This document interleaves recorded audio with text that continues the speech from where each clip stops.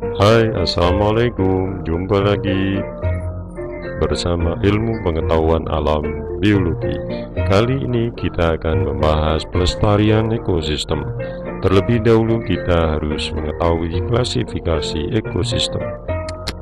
Pelestarian ekosistem. Klasifikasi ekosistem. Ekosistem darat. Tahukah kamu apa itu ekosistem darat?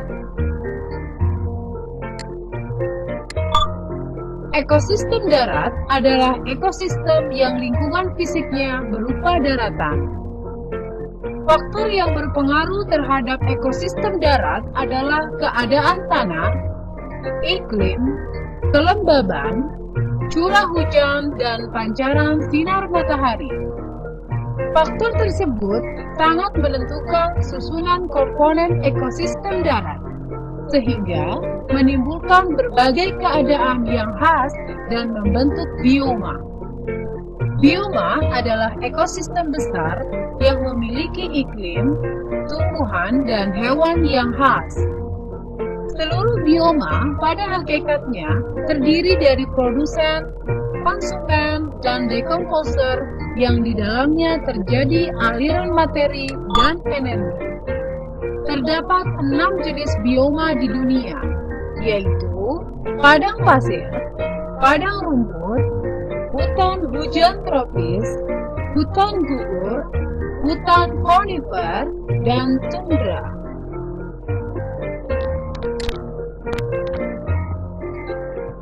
Yang pertama adalah padang pasir. Gurun merupakan daerah yang kering dengan curah hujan sedikit.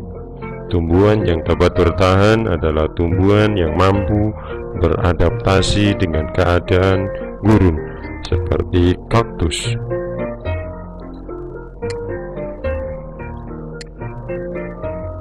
Padang rumput. Padang rumput memiliki curah hujan yang lebih banyak daripada gurun.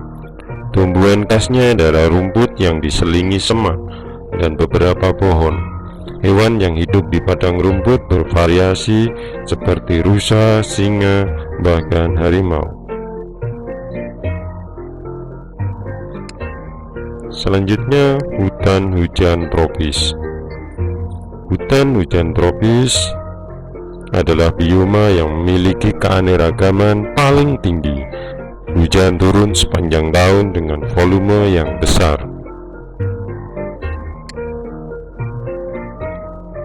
Hutan gugur. Hutan gugur biasanya terletak di daerah subtropis dengan curah hujan sedang. Tumbuhan di hutan ini menggugurkan daunnya di musim dingin.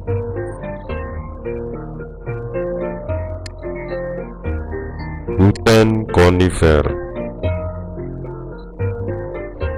Hutan konifer atau taiga memiliki iklim dingin yang lama. Tumbuhan khasnya adalah pinus, sedangkan hewan yang hidup di hutan ini adalah rusa, bajing, dan beberapa macam burung.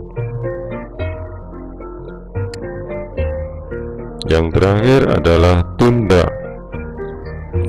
Bioma tundra memiliki suhu sangat dingin. Tumbuhan yang dapat bertahan adalah rumput, perdu, dan lumut. Sedangkan hewan yang mendiami bioma ini adalah rusa, bajing, kelinci, dan serigala. Ekosistem air. Ekosistem air dipengaruhi oleh cahaya matahari, substrat, dan jumlah materi terlarut. Jika suatu perairan memiliki sedikit garam terlarut, maka disebut ekosistem air tawar. Sedangkan perairan yang mengandung kadar garam tinggi disebut ekosistem air laut.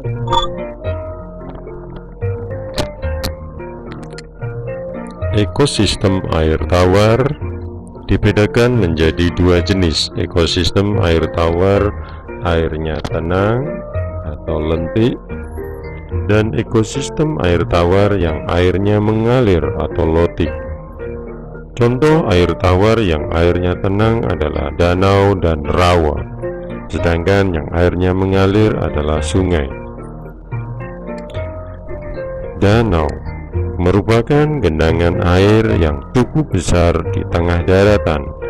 Danau buatan atau waduk dibuat untuk mengatur aliran dan kebutuhan air.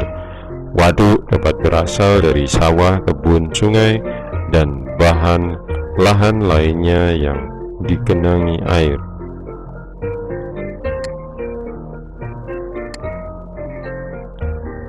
Rawa adalah tanah yang rendah, umumnya terdapat di daerah pantai dan digenangi air. Biasanya rawa ditumbuhi banyak tumbuhan air.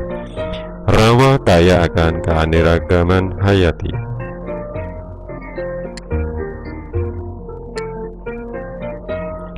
Sungai.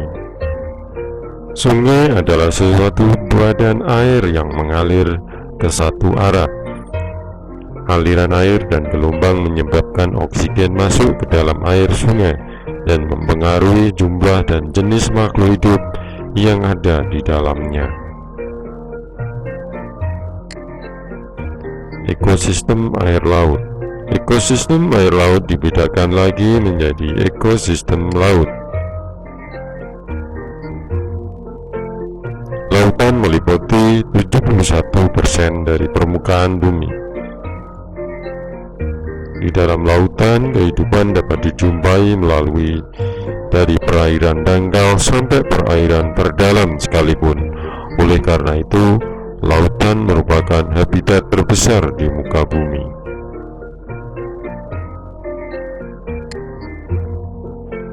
Ekosistem mangrove. Hutan mangrove adalah tipe hutan yang khas yang terdapat di sepanjang pantai atau muara. Sungai. Kawasan mangrove merupakan suatu ekosistem peralihan karena letaknya yang berada di perbatasan antara daratan dan lautan. Hutan mangrove berperan dalam sumber daya hutan, penunjang sumber daya perikanan di perairan lepas pantai, dan pelindung pantai dari abrasi.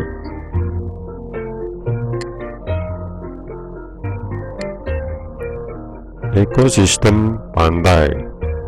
Pada umumnya, tumbuhan dan hewan pantai merupakan penghuni lautan yang beradaptasi dengan kehidupan di luar air. Aktivitas makhluk hidup umumnya dikendalikan oleh irama pasang surut air laut. Ekosistem terumbu karang. Ekosistem terumbu karang hanya tumbuh dengan baik di perairan yang dangkal, jernih, dan hangat, dan mendapat cukup cahaya matahari. Terumbu karang banyak dijumpai di daerah tropis yang mendapatkan cahaya sepanjang tahun.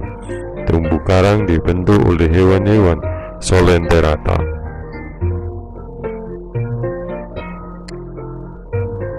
Demikian penjelasan mengenai klasifikasi ekosistem.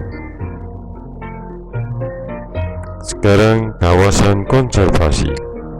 Kawasan konservasi. Keunikan keanekaragaman hayati di Indonesia harus dipelihara dan dilestarikan. Upaya yang dilakukan pemerintah antara lain mendirikan berbagai perlindungan alam atau konservasi. Perlindungan alam terdiri dari kawasan hutan swaka alam, kawasan hutan pelestarian alam, dan taman guru.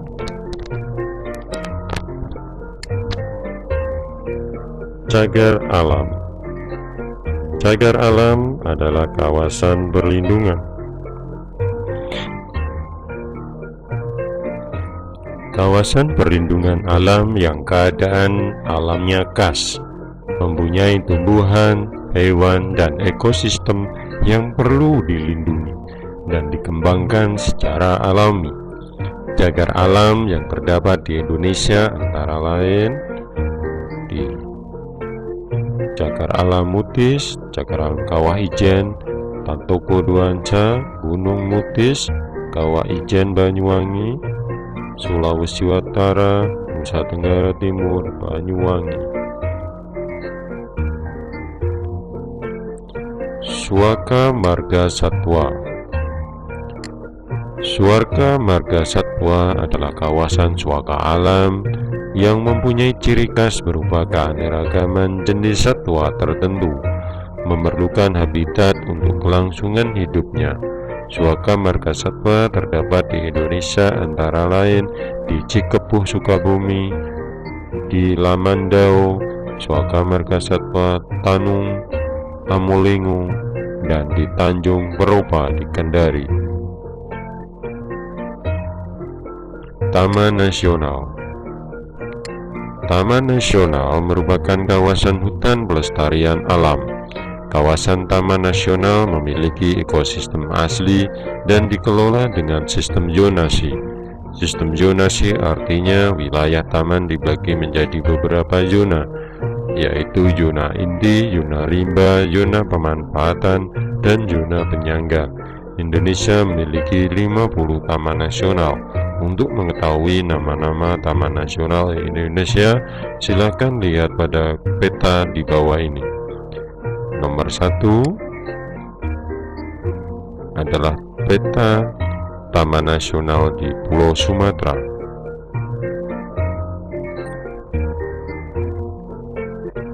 Mulai dari Gunung Leuser, Siberut, Kerinci, Bukit 30, 12, Berbak 9, Bukit Barisan, dan Gadis. Yang keempat di Pulau Kalimantan, ada Gunung Palung dan Sentarung, Betung, Berihun, Bukit Baka, Tanjung Puting Kutai, Kayan, dan Sembangau. Di Pulau Jawa, Taman Nasional ada di Ujung Kulon, Kepulauan Seribu, Gunung Halimun, Gunung Gede, Karimun, Bromo, Meru, Baluran, Alas Purwo, Gunung Merapi, Sukabumi. Yang ketiga di Nusa Tenggara Timur ada Bali Barat, Gunung Rinjani Komodo, Manukau, Laiwang, Kelimutu. Di Sulawesi ada Bunaken, Bokani, Lorelindu, Laka, Bonerat, Rawa Upa, Wakatobi, Kepulauan Togen, Patimurung, Bulu Sarang. Di Papua ada Manusela, ada Aketa Jawe, ada Teluk Cendrawasih, ada Taman Nasional Loren, dan Wasur. Selanjutnya Taman Hutan Raya. Taman Hutan Raya adalah kawasan pelestarian alam untuk tujuan koleksi tumbuhan dan satwa. Syarat Taman Hutan Raya adalah memiliki ciri khas, memiliki keindahan alam, dan memiliki luas yang cukup. Di Sumatera ada di Nangro Aceh, Dutnyakdin, Sumatera Barat Bukit Barisan, Sumatera Barat ada Dr. Muhammad Hatta, di Riau ada Syarif Hasim, di Jambi ada Sultan Hasanuddin, di Bengkulu ada Raja Lelo, di Lampung ada Wan Abdurrahman, di Jawa Barat ada Taman Hutan Raya Juanda dan Pancoran Mas, Jawa Tengah ada Taman Hutan Raya Ngarso Suryo, di Jawa Timur ada Taman Raya Raden Suryo, di Bali ada Taman Ngurah Rai, di Nusa Tenggara Barat ada Hutan Raya Nuraksa, di NTT ada Hutan Raya Profesor Insinyur Herman Lee, di Kalimantan ada Taman Nasional Taman Hutan Raya Sultan Adam, Sulawesi Tengah ada Praboya Paneki, di Sulteng ada Taman Hutan Raya Murhum. Taman Wisata Alam. Taman wisata alam adalah kawasan pelestarian alam yang tujuan utamanya untuk dimanfaatkan bagi kepentingan pariwisata dan rekreasi alam. Taman wisata alam dibedakan menjadi taman wisata alam darat dan taman wisata alam laut. Di Indonesia terdapat 104 taman wisata alam darat dan 18 taman wisata alam laut. Taman wisata alam laut alam terdapat di Indonesia antara lain di Pangandaran Jawa Barat dan Sibolangit Sumatera Utara. Taman Buru. Taman Buru adalah suatu kawasan di dalamnya terdapat tanci satwa baru yang diperuntukkan untuk rekreasi berburu. Berikut daftar nama taman buru yang ada di Indonesia. Di Purulingga Isak, Aceh, Pulau Pini, Sumut Utara, Pulau Rembang, Riau, Pulau Gunung Nanua di Bengkulu dan Bukit Kubu, Gunung Masingit, Ngerumbi, Jawa Barat, NTB, Pulau Moyo dan Tempora, NTT, Pulau Bena, Dataran Pulau Dana, Pulau Rusa. Di Sulawesi, Taman Buru Komara. Sulteng ada Padang Mata Osu. Di Sulteng juga ada Landu Sato Mata. Di Sulawesi Utara ada Karakelang. Keanekaragaman hayati dapat memberikan manfaat, baik dari segi ekonomi, sosial, maupun budaya. Bertepatan pada Hari Lingkungan Hidup yang ke-18, tanggal 5 Juni 1990, Presiden Republik Indonesia menetapkan melati sebagai puspa bangsa, anggrek bulan sebagai puspa pesona, dan padma raksasa sebagai puspa langka. Ini adalah melati atau Jasminum sambac, anggrek bulan atau Phalaenopsis amabilis. Ini adalah bunga raksasa Rafflesia arnoldi. Satuan nasional dapat berfungsi sebagai identitas nasional yang mampu menumbuhkan semangat nasionalisme dan kebangsaan bagi setiap warga Indonesia. Pada tanggal 10 Januari 1993 telah ditetapkan 3 satwa langka sebagai satwa nasional, yaitu komodo, ikan siluk merah, dan elang Jawa. Pemerintah juga menetapkan tanggal 5 November sebagai Hari Cinta Puspa dan Satwa Nasional. Satwa nasional yang paling terkenal adalah komodo atau Varanus komodoensis. Terus ikan siluk merah atau Sclerophagus formosus. Terus elang Jawa atau Spicaetus bartelsi. Demikian penjelasan mengenai pelestarian ekosistem. Terima kasih atas perhatiannya, semoga bermanfaat. Saya akhiri, wassalamualaikum warahmatullahi wabarakatuh.